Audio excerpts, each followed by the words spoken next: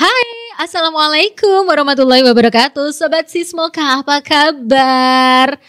Aduh, luar biasa banget. Setelah sekian purnama, saya Inneke Wijayanti kembali menyapa Sobat Sismoka di program Podcast Sismoka.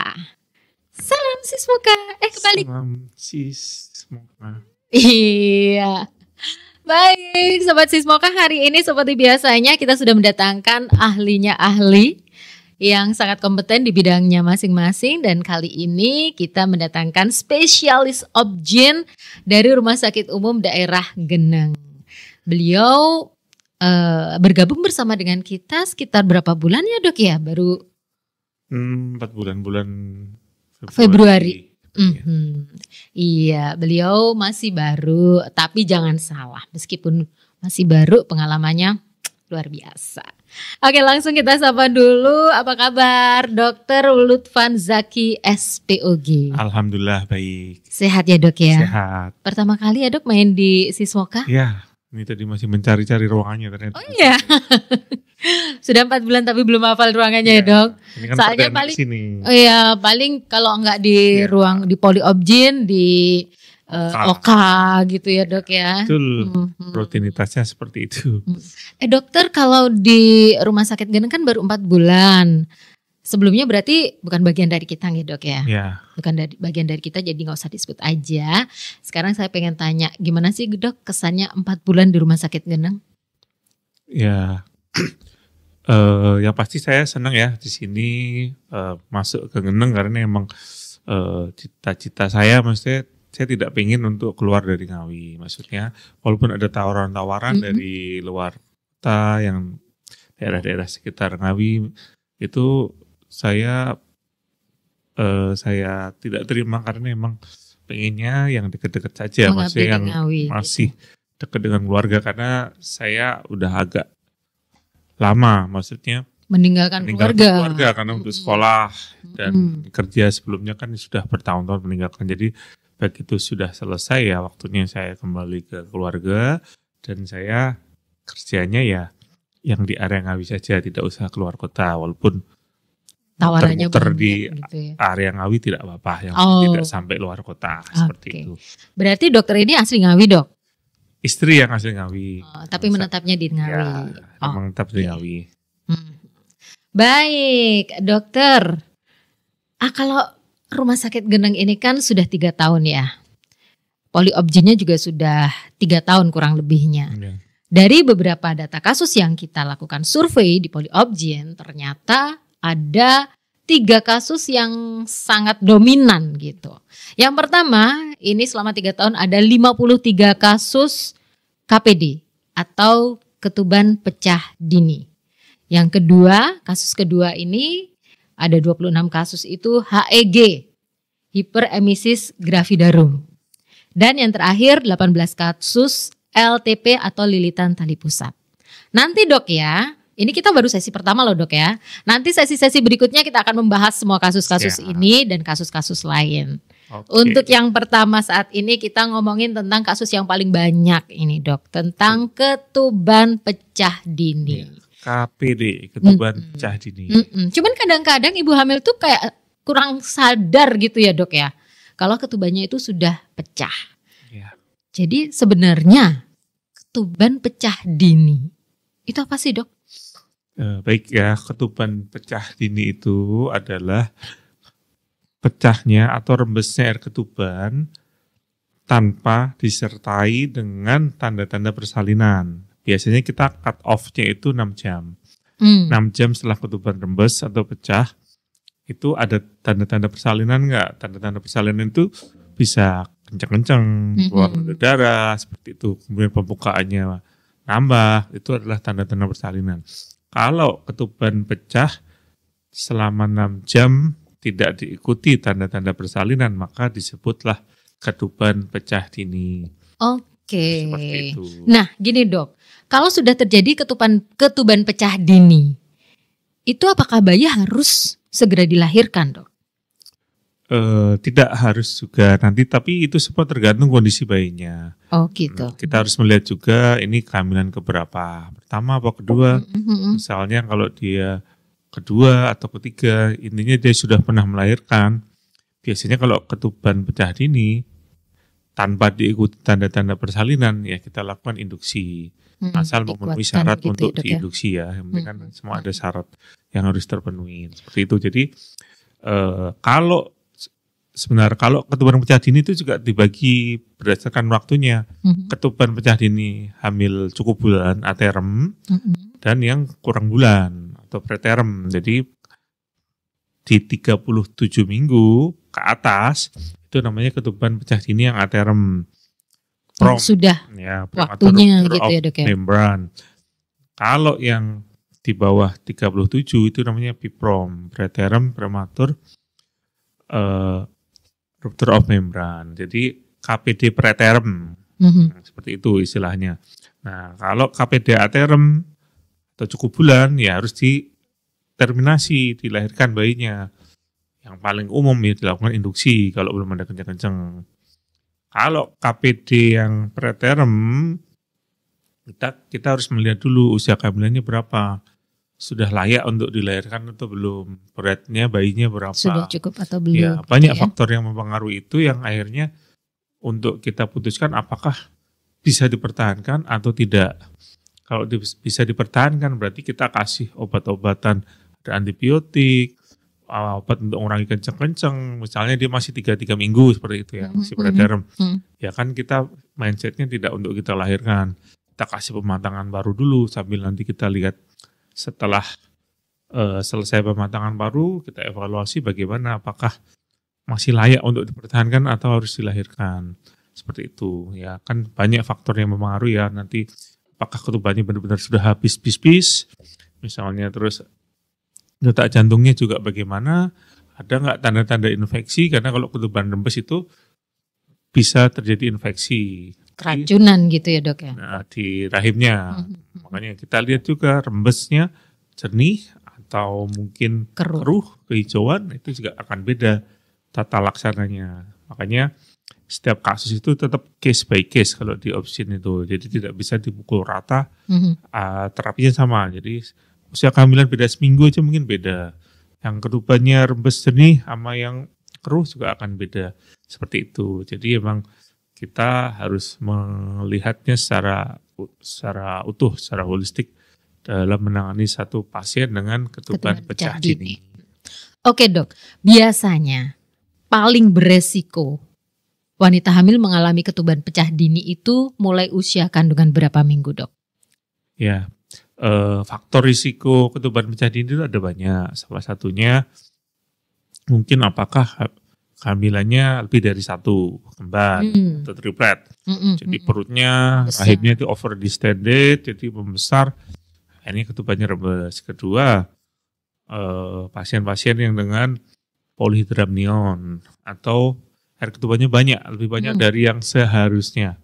Pada pasien dengan gula, pasien dengan DM, hamil dengan DM, kemudian ada pasien dengan kelainan di bayi yang nggak bisa menelan, misalnya gangguan di saluran pencernaannya, seperti itu bisa membuat polyhydramnion. Kalau polyhydramnion biasanya ketubannya bisa rembes. Infeksi juga bisa. Pasien yang dengan keputihan berulang yang tidak diobati, seperti itu. Atau infeksi saluran kencing yang tidak diketahui, itu bisa memicu ketuban rembes. Dan juga misalnya riwayat ketuban rembes di kehamilan berikutnya. Sebelumnya. Jadi kalau sudah ada riwayat ketuban rembes, jadi kita kehamilan berikutnya tetap harus kita waspadai apakah kemungkinan bisa berulang seperti itu. Oke, dokter. Ini saya jadi penasaran ini. Pecah itu kan istilahnya kayak ditok, piar gitu kan, Dok ya. Kira-kira bisa nggak, Dok? Mungkin karena kecelakaan kah atau tanpa sengaja benturan itu bisa menyebabkan ketuban pecah. Jadi bisa ketuban pecah dini itu bisa karena efek mekanik, bisa karena spontan. Spontan itu benar-benar nggak ada apa-apa, dia pecah aja. Kalau atau gerakan bayi gitu bisa nggak, Dok? Itu kalau emang sudah misal bayi udah besar ya, itu bisa. Maksudnya dia mungkin karena gerakan bayi, tendangan bayi itu bisa pecah, bisa juga. Jadi emang tidak mesti karena benturan. Kalau benturan nih jelas banget pasti bisa.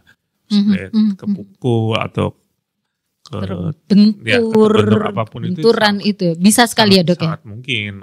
Oke. Yang tanpa benturan aja bisa. Penyebab. Oke. Baik. Nah sekarang gimana cara membedakan ketuban, air ketuban sama cairan yang lain, mungkin urin. Soalnya kan kayak rembesnya tuh kayak nggak kerasa gitu kan dok ya. Banyak juga ibu-ibu tuh yang nggak tahu, nggak Betul. ngeh kalau ketubannya sebenarnya sudah rembes. Saat kita WC itu poli loh, kok ketubannya tinggal dikit. Pas kita tanya ke ibunya, Bu, apa selama ini kayak pipis-pipis tapi nggak bisa ditahan? Ternyata iya, sudah 2 hari misalnya seperti itu. Nah, itu salah satu tandanya. Jadi kalau misalnya keluar cairan bening tanpa kita sadari dan kita tidak bisa mengerem. Jadi nggak ngerasa kayak pipis gitu ya dok ya? Iya, tiba-tiba keluar basah, aja gitu. Seperti aja. Kalau pipis kan kita bisa menahan, bisa mengendalikan kapan pipis, kapan berhenti. Nah, kalau ketuban rembes itu tidak bisa. Nah, ketuban pecah itu juga ada, maksudnya bisa pecahnya piok, langsung hancur, langsung habis banyak gitu. Atau bocor halus. Oh, istilahnya seperti itu. Jadi rembes saja. Rembes dikit tapi mengalir terus. Lebih bahaya yang mana itu dok, antara yang bocor halus dan yang langsung piok ya, gitu? Sebenarnya semakin cepat habis air ketuban itu semakin tidak baik buat bayi. Intinya seperti itu. Jadi kalau bahaya yang mana ya tetap harus lebih waspada yang piok. Istilahnya kan ngepiok ya, bukan langsung habis langsung gitu ya. Biar langsung keluar semua berapa liter misalnya seperti itu. Nah kalau seperti itu ya harus kita lihat. Biasanya kalau yang bior gitu, biasanya pembukaannya ya sudah mulai. Karena kalau masih nutup sebenarnya tidak mungkin. Kadang ada loh dok. Kalau padahal kalau pembukaan itu kan harusnya terasa ya dok ya. Ada juga ibu hamil yang tidak merasa bahwa dia sudah pembukaan gitu. Kontraksi kenceng-kenceng itu ya dia pikir kayak ya udah biasa aja gitu. Ya itu kalau yang pasien dengan misalnya dia sudah kehamilan yang kesekian kali, ke-3, ke-4, kadang seperti itu.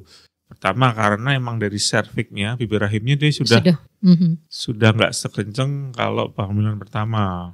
Jadi dia sudah dilatasinya, effacementnya itu ketebalan dari bibir rahimnya juga sudah tipis. Jadi begitu ada kencang-kencang sedikit saja dia langsung membuka saluran lahirnya tanpa dia sadari. Jadi banyak juga beberapa kasus terakhir ini di sini, maksudnya di Geneng juga ada yang datang udah kala 2, sudah pembukaan lengkap, berarti kan tapi tidak merasa sakit kan gitu ya dok ya. Kencang-kencang iya, tapi dirasa mungkin biasa aja. Sampai sini sudah lengkap. Ya alhamdulillah lahir dengan selamat semuanya, ibu dan bayinya. Seperti itu. Jadi emang harus aware, namanya kita edukasi ke ibunya. Misalnya kalau pasien ke poli sudah 37 minggu atau lebih, kalau emang masih memungkinkan untuk lahiran normal, pasti kita edukasi tentang gerakan janinnya, tanda-tanda persalinan itu seperti apa, gawat janin itu seperti apa, itu semua harus kita edukasi di poli agar ibunya juga aware nanti kalau terjadi sesuatu dia nggak bingung atau nggak salah melangkah nanti. Karena kalau sudah terjadi sesuatu itu hitungannya waktu, tiap menit akan sangat berharga. Nanti kalau dia belok ke sana ternyata buang waktu beberapa jam, hari nanti baru dirujuk lagi, seperti itu kan kasihan. Jadi semua harus sudah kita ada hitungannya gitu ya dok ya. Dokter, kalau ketuban pecah kemudian disertai dengan darah, ada kasus seperti itu. Nah itu apa dok artinya? Ya sebenarnya darahnya ini apakah darah segar atau lendir darah, itu harus dibedakan ya. Karena kalau lendir darah berarti kemungkinan dia sudah dalam persalinan. Sudah mau proses gitu ya. Persalinan terjadi, jadi dia sudah ada pembukaan, sudah ada keluar lendir-lendir darah seperti itu. Ya itu nggak apa-apa, normal. Selama detak jantungnya bagus ya udah ditunggu aja. Tunggu bukaan-bukaannya gitu ya dok. Tidak usah diinduksi. Paling kita kasih antibiotik aja untuk mencegah infeksi. Nanti dievaluasi pembukaannya apakah bertambah sesuai target atau enggak. Kan kita ada hitungannya. Dalam 4 jam harus nambah berapa dan sebagainya seperti itu. Kalau semua masih on track, kita nggak perlu tindakan apa-apa. Kita hanya perlu antibiotik, pengawasan dari vital sign ibu, kemudian juga detak jantung bayinya. Kalau sudah mentok, maksudnya udah dievaluasi misalnya 8 jam bukaannya tidak nggak bertambah. Ya biasanya baru kita induksi kalau emang memenuhi syarat induksi. Kalau emang tidak memenuhi syarat induksi ya berarti harus kita operasi seperti itu, kita sesar. Itu kalau darah lendir gitu ya, Dok. Ya. Kalau darah segar? Nah, darah segar itu harus kita lihat apakah itu plasentanya di bawah atau enggak. Paling sering penyebab keluar darah merah segar itu karena ari-arinya. Ya, tapi kalau previa placenta gitu ya, Dok? Placenta previa. Ya, placenta previa sendiri ada beberapa macam ya. Placenta letak rendah dan placenta previa totalis. Totalis dia menutupi jalan lahir. Jelas tidak mungkin KPD. Karena jalan lahirnya tertutup oleh placenta. Jadi nggak mungkin KPD pada placenta previa totalis, itu tidak mungkin. Yang mungkin pada placenta letak rendah. Dia mendekatin aja, area-area mendekati jalan lahir sekitar 2 sentian. Itu masih mungkin keluar rembes dan juga darah segar. Jadi, itu bisa normal nggak, Dok, kalau kayak gitu? Kalau placenta letak rendah, ya bisa, cuma ya harus dengan pengawasan ketat, harus di rumah sakit karena risiko perdarahannya tetap besar. Itu seperti itu. Tapi kalau placenta previa totalis ya jelas tidak bisa normal, harus operasi. Dokter, berapa lama sih bayi bisa bertahan dalam kandungan yang ketubannya sudah mulai pecah, mulai berkurang gitu? Ya ini sebenarnya sangat bervariasi ya. Sekali lagi tergantung dari usia kehamilannya berapa dulu. Kalau mau ngomong tahan, dia pertama kali rembes usia berapa? Ada juga kasus pasien itu dia dari umur 20 sekian minggu misalnya 26. Sudah mulai KPD? Sudah KPD. Kita kan sangat dilematis ya. Kita mau melahirkan jelas bayinya gak survive. Belum cukup umur. Ya. Kalau kita pertahankan kita harus menimbang-nimbang risiko infeksinya, risiko masalah kemudian hari. Ini ya, Dok ya. Jadi kalau KPD itu memperbesar resiko infeksi ya, Dok ya? Makanya kan selalu kita kasih antibiotik karena resiko infeksinya sangat besar. Jadi kalau masih 27-28 minggu KPD itu ya kadang ada juga yang kalau pasiennya yang pas punya gitu ya, misalnya dalam kutip berduit gitu ya, Dok ya? Bisa berminggu-minggu di rumah sakit juga ada pernah ada kasus full bed rest gitu ya, Dok ya? Karena kalau di rumah dia pasti ketakutan. Ya kalau ya pada pasien-pasien, sebagian pasien umum yang kasus seperti itu saya pernah mendapatkan seperti itu. Artinya ya kita pertahankan sampai minimal banget itu 34 minggu. 34 minggu? Ya minimal banget. Minimal gitu kan? Karena di 34 minggu itu sudah mulai paru-paru sudah mulai berkembang dengan baik. Maksudnya minimal banget. Tapi kalau bisa lebih, bisa 35 minggu lebih bagus. Betul. Makanya biasanya kita kasih pematangan paru juga walaupun dia masih 32 minggu, 33 minggu kita kasih pematangan paru selama 2 hari dengan harapan kalau seandainya bayi harus dilahirkan pun paru-parunya sudah lebih siap. Gitu. Oke, jadi minimal 34 minggu kalau memang sudah bisa. Kalau memang terpaksa banget. Kita lihat juga air ketubannya seberapa. Kan kita mengukur air ketubannya dari USG, namanya Air Fluid Index, AFI. Berapa liter sitokadusnya idealnya ketuban dalam kandungan itu? Ya emang bervariasi ya, Dok ya? Cuma ya kita ngitungnya biasanya kalau lewat USG itu lewat senti. Ada parameternya, AFI-nya, Air Fluid Index, singkatannya AFI. Kalau yang normal itu di 4 titik, kiri atas, kanan atas, kiri bawah, kanan bawah itu harus lebih dari 5 cm di jumlah ya. Ada hitungannya gitu ya? Ada hitungannya. Kalau kurang dari 5 dia sudah kurang. Apabila kurang dari 3 sudah habis.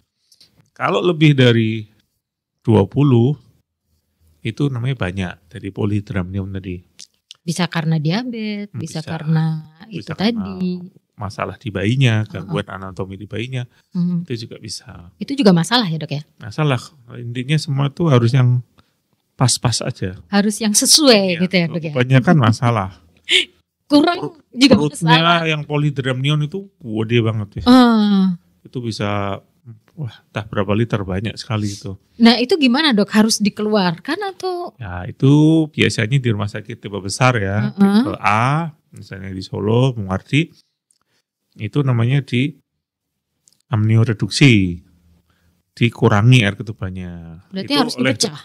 Enggak, kayak needle panjang itu dimasukkan untuk jadi kayak kita ngambil fungsi cairan dari fungsi. Nah, tapi itu biasanya dilakukan oleh dokter kandungan yang konsultan fetomaternal di Solo kalau terdekat di sini. Di Muardi udah sering seperti itu. Jadi kalau kebanyakan nggak bagus, kekurangan juga nggak bagus. Makanya air ketuban mulai berkurang itu di 37 minggu. Mulai ya, belum habis. Harusnya ya. Sedikit demi sedikit akan mulai berkurang. Makanya kalau sudah 9 bulan kita harus benar-benar ngecek secara detail air ketubannya. Kontrolnya juga harus lebih sering karena kita nggak tahu nanti kalau tiba-tiba terjadi air ketubannya habis. Kalau pasien misalnya dengan komplikasi PEB komplikasi itu kadang juga ketubannya juga akan sedikit, namanya oligohidramnion, walaupun nggak ada ketuban rembes, nggak ada KPD. Jadi karena memang bawaan dari ada kelainannya itu ya. Preeklamsi atau tensi tinggi. Dokter, tadi kita sudah ngomongin tentang ketuban pecah itu bahayanya bagi bayi. Bagi ibunya sendiri gimana, Dok? Ya, bagi ibunya tadi yang paling kita waspadai kalau infeksi. Kalau infeksi pasti kan ibunya yang terkena pertama. Karena kalau pecah itu kan berarti luka di lapisannya itu ya, Dok ya. Jalur bakteri masuk ke dalam rahimnya. Dari chorioamnionitis atau infeksi di apa namanya? Di rahimnya atau nanti jadi endometritis. Endometriumnya terinfeksi, jadi radang di situ. Ya kalau udah infeksi bisa bahaya. Bisa kalau nggak diobati bisa sepsis, bisa meninggal juga ibunya. Nah, iya kalau infeksi yang terlalu berat kan bisa sepsis. Berarti nih, Dok ya, berarti setiap ibu hamil harus memiliki pengetahuan tentang ketuban pecah ini ya, Dok ya. Ciri-cirinya. Buku pink itu seharusnya ada juga. Tapi kita males baca buku pink, itu tebel banget. Apalagi yang baru ya 2025 itu semakin tebal lagi. Semakin pintar harusnya ibu-ibu hamil membacanya, karena kalau membacanya semua dari awal sampai akhir harusnya sangat bisa memahami sesuatu yang terkait dengan kehamilannya. Tapi dokter, jadi ini kan ada rentang waktu ini ya, kayak golden hours ketika kita ibu hamil ya mendapati wah kayaknya ini ada apa namanya pecah ketuban ini. Ya itu tadi tiba-tiba berasa rembes basah gitu. Apa yang harus dilakukan? Atau berapa lama ibu hamil bisa bertahan dengan ketuban pecah? Oke, jadi kita harus melihat pertama usia kehamilannya. Ya. Kalau sudah 37 minggu ke atas, berarti harus segera dilahirkan bayinya. Nah, secepatnya kalau berarti ibu harus segera langsung ke Vaskes atau ke rumah sakit gitu ya. Pertama atau enggak ke rumah sakit, ke Ponek ya. Ke Ponet kalau di puskesmas atau Ponek kalau di rumah sakit untuk dipastikan dulu benar enggak ketubannya rembes atau enggak. Dengan cara apa? Dilakukan tes lakmus namanya. Ada kertas kecil. Kertas lakmus itu ya, Dok ya.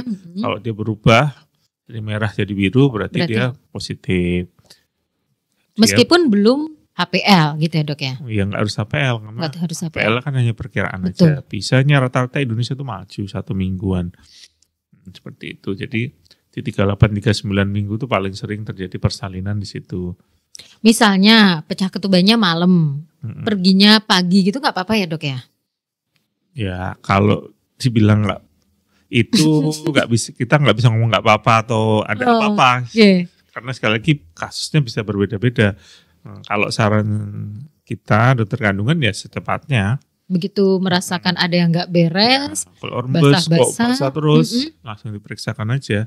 Minimal ke Ponet dulu, puskesmas dulu, PK1 dulu, dipastikan beneran nggak itu ketubannya rembes atau enggak. Kemudian pembukaannya berapa. Nanti kalau emang ada sesuatu yang nggak bisa diselesaikan di Ponek kan akan dirujuk ke sini ke rumah sakit Gendeng, ke Ponek Gendeng, RSUD Gendeng. Oke, jadi apapun kondisinya ketika terjadi keluar cairan tidak sewajarnya usia kandungan sudah memasuki kelahiran atau belum, tetap harus dibawa ke. Kalau di bawah 37 minggu apalagi karena kita harus harus lebih aware karena ini kalau bisa kan nggak dilahirkan dulu seperti itu kalau belum 37 minggu. 37 minggu kan memasuki 9 bulan ya. Jadi minimal banget bayi dikatakan cukup bulan kan 37 minggu. Makanya kadang ada pasien yang keputihan tapi merasa seperti rembes, begitu kita cek. Ternyata di tes lakmus tadi negatif, diperiksa dalam juga nggak ada pembukaan. Nah itu juga bahaya. Ya bagus, berarti kan dia aware. Maksudnya kan dia aware daripada yang nggak tahu mending seperti itu dipastikan. Oh ini bukan Bu, ini keputihan biasa. Keputihan saat hamil kan juga ada yang normal. Kok basah-basah ternyata basahnya karena keputihannya bukan karena ketuban rembes. Nggak apa-apa, berarti tinggal diedukasi lagi yang baik seperti itu. Dok, bisa nggak sih KPD ini dihindari? Ada tipsnya nggak Dok? Maksudnya gini loh Dok. Ini kalau ketuban pecah itu kan istilahnya kita pecicilan gitu kan Dok sampai bisa pecah gitu.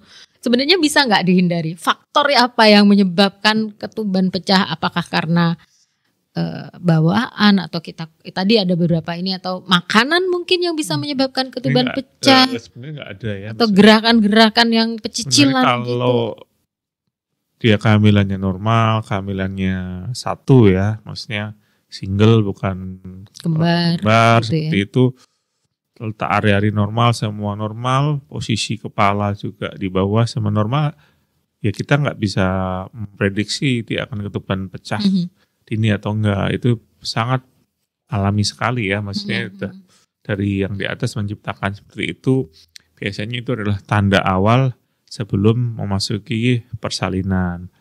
Makanya itu kalau sudah ketuban rembes, ya dicek benar atau enggak. Kedua, ada diikuti persalinan, tanda-tanda persalinan atau enggak. Kalau emang tidak diikuti tanda persalinan, ya berarti harus tergantung tadi usia kehamilannya berapa.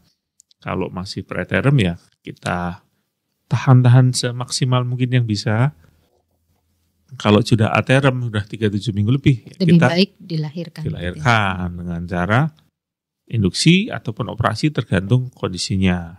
Jadi memang nggak bisa ini ya Dok, istilahnya tuh kayak ya Allah memang ngasihnya kayak gitu ya, gitu ya. Itu sudah jalan yang di atas, kita tidak bisa. Mau menghindar juga nggak bisa. Karena air ketuban itu fungsinya salah satunya untuk melumasi jalan lahir.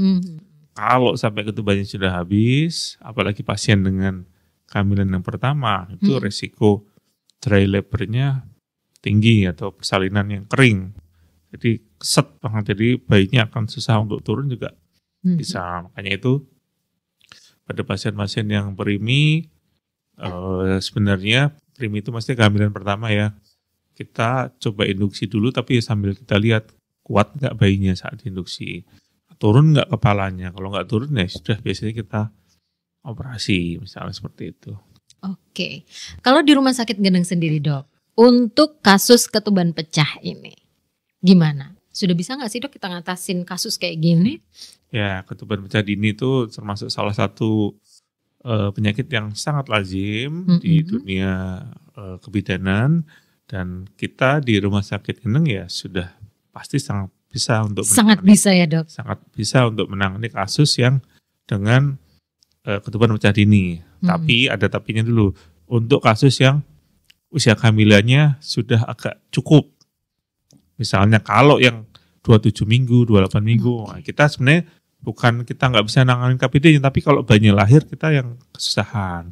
Nah, kan kita juga harus melihat kemampuan NICU kita juga. Kira-kira sanggup nggak merawat bayi-bayi kecil yang sangat prematur ya, itu ya Dok. Kalau udah 3-4 minggu ke atas biasanya sih harusnya kita bisa merawat. Bayi udah 2 kilo lebih ya harusnya kita bisa untuk merawat ibu dan juga bayinya di sini, karena kita obskin kan kita harus memikirkan nggak cuma ibunya aja, tapi bayinya juga harus dipikirkan. Kalau kita mengeluarkan bayinya aja bisa-bisa aja, tapi setelah itu nanti kalau bayinya harus dirujuk ke sana ke sini, sana ke sini, betul. Kasihan. Jadi kan sekalian sama ibunya sekalian gitu ya. Ibunya biar nggak wirawiri, nanti yang jaga ibunya siapa, yang jaga gitu. Bayinya siapa, seperti itu. Oke, tapi yang jelas untuk ketuban pecah dini dengan kasus-kasus yang lazim, Rumah Sakit Geneng ya sudah sangat sering. Sangat sering. Kita menemui kasusnya, baik kita di induksi kemudian lahir ataupun di operasi, sudah cukup sering untuk di sini. Jadi Rumah Sakit Umum Geneng untuk kasus KPD misalnya 3-4 minggu ke atas ya insya Allah kita bisa menangani di sini. Oke, kalau mau ketemu sama Dokter Lutfan Zaki di Rumah Sakit Geneng, setiap hari apa dok yang mau konsul? Ibu-ibu, tolong disimak ya. Ya untuk ibu-ibu, apalagi yang tinggalnya di area Geneng dan sekitarnya ya, ada berapa puskesmas yang area Geneng? Area Geneng ada 1 puskesmas. Kalau area maksudnya area Geneng yang di cover 6 ya? Kalau nggak salah 6 ya, 6. Jadi Geneng dan sekitarnya ya. Kayak kalau nggak salah ada Paron, Wadungan, terus Geneng sendiri dan beberapa yang lain, silahkan kalau mau memeriksakan kehamilannya atau ada masalah di kandungannya, silahkan periksa ke poli. Bisa juga pakai BPJS, silahkan. Kalau pakai BPJS silahkan minta rujukan dulu dari fase pertamanya, dari puskesmas misalnya, terus ke poli. Untuk polinya itu hari Senin, kecuali hari Selasa. Ya kalau Selasa off, jadi Senin, Rabu, Kamis, Jumat itu siang jam 1 sampai jam 3-an sore. Jadi siang ya. Kalau Sabtu itu pagi jam 8 sampai jam 10 pagi. Jadi silahkan bagi yang mau konsultasi, mau periksa kehamilannya, bisa pakai BPJS atau pasien umum itu juga silahkan. Kita dengan senang hati menerima ibu-ibu sekalian kalau yang mau periksa. Untuk kasus-kasus misalnya yang bisa kita tangani selain KPD ya, misalnya seperti itu. Jadi kalau pasien dengan satu KPD, kemudian juga pasien dengan kelainan letak, misalnya letak lintang, bokong, oblik, seperti itu kita juga bisa. Jadi kasus-kasus yang kita bisa tangani di sini itu mulai dari riwayat sesar itu kita bisa ditangani di sini misalnya dengan operasi. Kayak besok ini ada satu pasien rencana riwayat operasi mau sesar lagi. Kemudian juga kasus dengan KPD, kasus dengan tadi kelainan letak tadi, baik presbo, sungsang presbo, lilitan pusat, kemudian kala 2 lama. Ada juga kasus yang kemarin kala 2 lama, akhirnya kita bisa operasi di sini. Kemudian kala 1 memanjang, paling sering kan dari puskesmas itu kan yang dirujuk. Kala 1 memanjang, misalnya latennya sudah setengah hari lebih, nggak nambah, misalnya seperti itu, hari dirujuk ke sini. Apalagi ya, IUGR, PIP yang tanpa komplikasi, preeklamsi yang tanpa komplikasi pemberat, kita bisa menangani di sini. Tapi kalau yang dengan pemberat, ya biasanya kita rujuk ke rumah sakit yang lebih besar seperti itu. Jadi silahkan jangan ragu-ragu untuk memeriksakan kehamilannya ke Rumah Sakit Umum Daerah Geneng. Oke, terima kasih Dokter Lutfan. Sama-sama. Yang jelas semua kasus kehamilan tanpa embel-embel yang berat gitu ya, maksudnya yang berat itu yang pakai komplikasi dan lain sebagainya, yang ada kelainan yang lebih apa-apa kayak gitu, insya Allah bisa kita tangani di rumah sakit Geneng ya dok ya. Kasus persalinan itu 70% itu bukan yang berat. Secara umum ya menurut penelitian. Jadi 70 hanya sekitar 30% aja itu yang dengan kasus yang agak berat. Jadi harusnya mayoritas ya bisa kita tangani di sini. Untuk kasus-kasus yang berat ya kita sesuaikan dengan kondisi bahwa kita rumah sakit tipe D tetap ada batasannya yang kita bisa lakukan agar tidak menyalahi aturan seperti itu. Kalau harus dirujuk ya kita rujuk sesuai dengan yang seharusnya kemana seperti itu. Oke.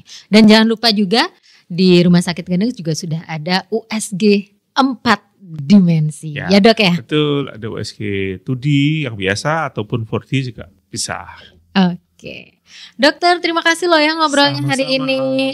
Kapan-kapan nanti kita ngobrol kasus lain ya dok ya. Kita cari topik lain, mungkin apa yang lagi in nanti kita bahas lagi di pertemuan selanjutnya. Oke. Terima kasih dokter dan Sobat Sismuka. Terima kasih juga sudah mau bergabung dengan kita. Semoga saja apa yang kita sampaikan memberikan manfaat. Jadi sekarang kita pamit dulu ya dok ya. Saya Inneke Wijayanti. Dan saya Dr. Zaki SPOG. Pamit undur, terima kasih. Salam Sismuka. Dadah. Dah. Oke.